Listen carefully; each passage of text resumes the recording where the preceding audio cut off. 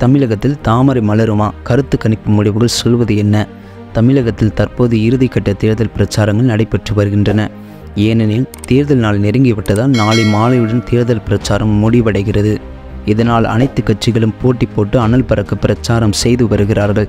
இந்நிலையில் சில கருத்து கணிப்பு முடிவுகள் வெளியாகியுள்ளன. அதன்படி சாணக்கியா செய்தி சேனல் தொடர்பாக உங்கள் ஓட்டு யாருக்கு என்று மக்களிடம் கேள்வி கேட்கப்பட்டுள்ளது. அதற்கு திமுகவிற்கு 32% பேரும், அதிமுகவிற்கு 21% பேரும், பாஜகவிற்கு 22% பேரும் வாக்களிப்போம் என்று கூறியுள்ளனர். இதுவரை தமிழகத்தில் பின்தங்கியிருந்த பாஜக தற்போது அதிமுகவை பின்னுக்கு தள்ளி இருப்பது அதிர்ச்சியை ஏற்படுத்தியுள்ளது.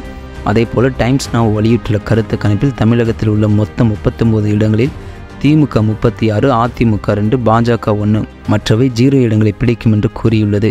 அதே சமயம் ஒட்டுமொத்தமாக இந்திய அளவில் 543 இடங்களில் பாஜக கூட்டணி 366 இடங்களை கைப்பற்றும் என்று தெரிவித்துள்ளது.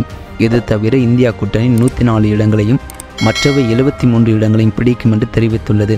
இதன் மூலம் மீண்டும் பெரும்பான்மை பெற்று பாரதிய ஜனதா கட்சி 3வது முறையாக மத்தியில் ஆட்சி அமைக்கும் என்று கணிக்கப்பட்டுள்ளது. ஆனால் அதே சமயம் தமிழ்நாட்டில் பாஜக படுதோல்வி அடையும் என்று கணிக்கப்பட்டுள்ளது. தமிழ்நாட்டை பொறுத்தவரை பாஜக ஒரு இடத்தில் மட்டுமே வெல்லும். ஆனால் திமுக இந்தியா கூட்டணி மொத்தம் 39 இடங்களில் 36 இடங்களில் வெற்றி பெறும் என்று கணிக்கப்பட்டுள்ளது. இருப்பினும் இந்த தமிழகத்தில் பாஜக அதிமுகவை வாக்கு வங்கியில் முந்தி 2வது இடத்தை பிடிக்கும் என்று கணிக்கப்பட்டுள்ளது அதிர்ச்சியை ஏற்படுத்தியுள்ளது.